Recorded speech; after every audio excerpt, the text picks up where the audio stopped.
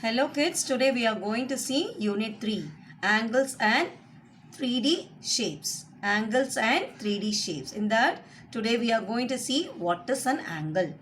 So, before starting this topic, what is this? It is a ray. What is this? It is a ray. What is a ray?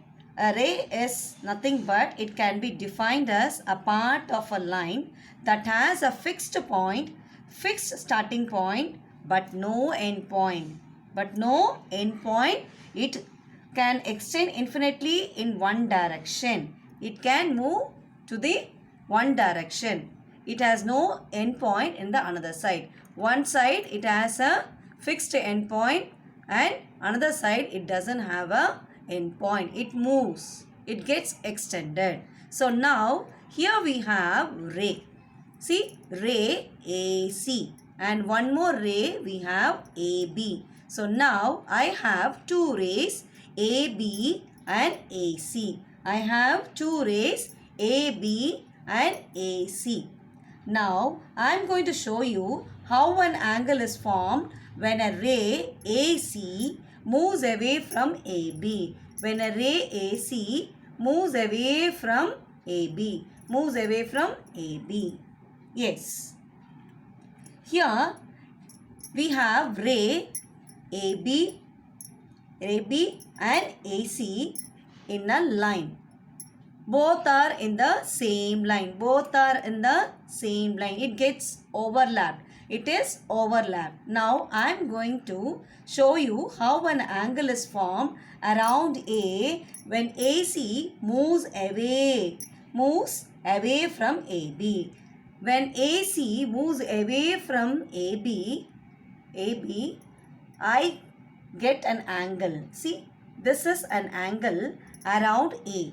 So, this is an angle where I am going to find it out. So, the angle between the two rays, that is AB and AC, this angle formed in between is known as angle A. In between is known as angle A.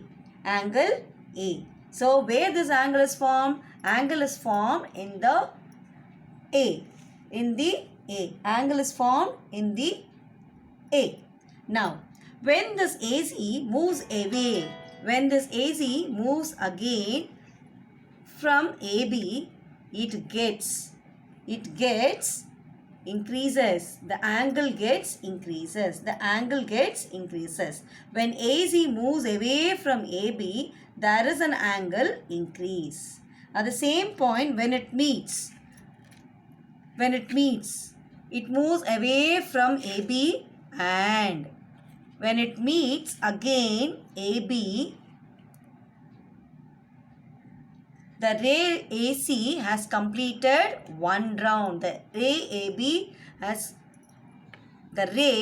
AB and AC are now in a same point. That means this AC has finished one full rotation. Now see, when it stops here, you get an angle from here to here. How big the angle is. The same way when it goes and meets at AB. When it meets at AB, see, the ray AC has fully completed one rotation. It has completed one full rotation and it is back on AB. So, an angle is a measure of rotation. So, what is an angle? This is a measure of rotation. How much is extended, how much it moves, that much will be the angle formed in between AB and AC. So here an angle is nothing but the amount of the turn of one ray from another is known as an angle. See, the amount of rotation, the amount of the turn now. From here AB, it is on, AC is on AB. Now it is going to turn. It is going to move away. It is going to move away from AB. It's going to move away from AB. So how much it moves, how much it extends, that much will be the angle formed in between the two rays, AB and AC. So the angle formed between two rays is known as the angle. So the amount of the turn of one ray from another is known as an angle. It is a measure of rotation. It is the measure of rotation and its unit is degree. Its unit is degree. Its unit is degree. The amount of the turn of one ray from another is known as an angle. It is a measure of rotation.